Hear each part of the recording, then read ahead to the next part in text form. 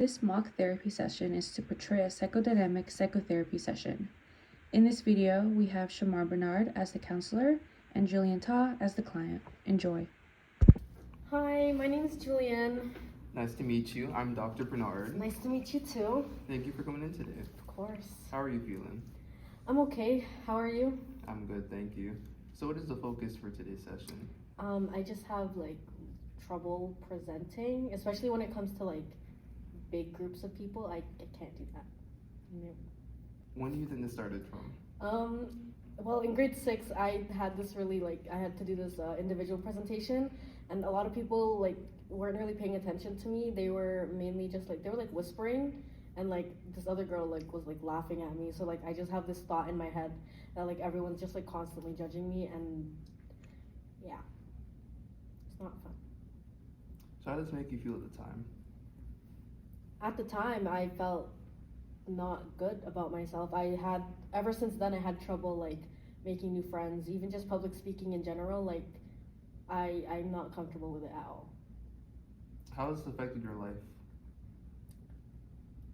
Well, I don't have many friends because I'm afraid to put myself in a position where I have to make new friends or I have to talk to people that I don't know.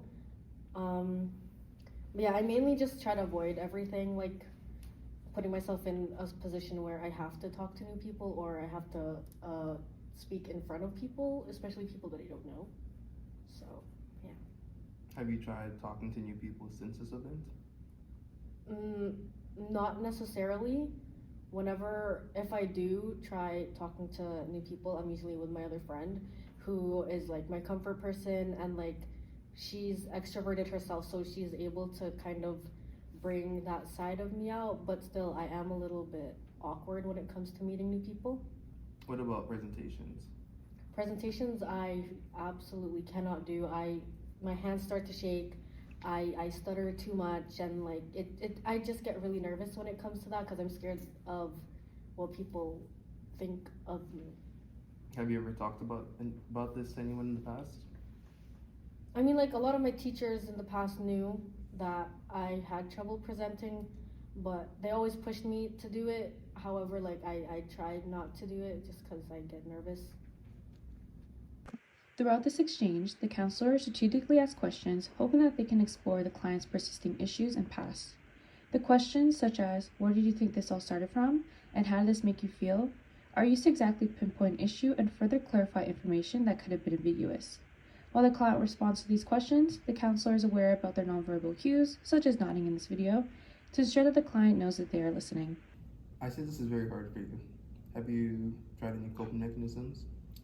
Honestly, I don't cope with it. I try not to put myself in those situations, and I don't go out to parties or anything like that, just so I don't have to deal with that awkward encounter that I have with people I don't know and stuff like that.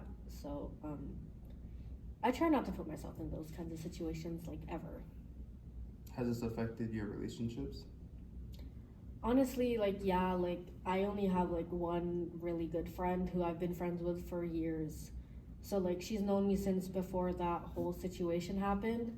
But ever since then, I just never felt the need to also talk to new people. So As you can see, when the counselor said, I can sense that this is very hard for you, he's using more of an empathetic approach to the situation because the client is sharing vulnerable aspects of her life. By the counselor acknowledging her distress, the client can feel heard by the counselor and feel motivated to continue sharing her experiences. Finally, this component can help build a strong rapport between the counselor and client, allowing for the client to feel comfortable returning for future sessions. So, based off your past trauma, your lack of interpersonal relationships, and your difficulty with public speaking, has it ever occurred to you that you have social anxiety? I don't think that I never thought about that, actually.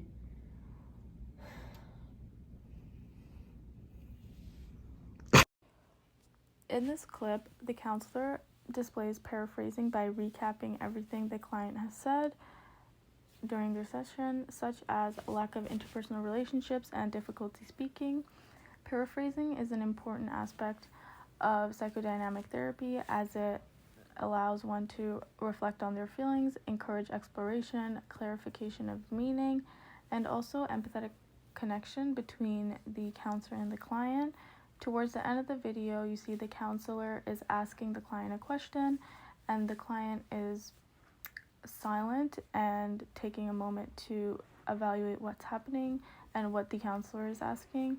Silence is important in psychodynamic therapy because it facilitates reflection, exploration of the unconscious processes, and also it allows the client to process their emotions and then speak after.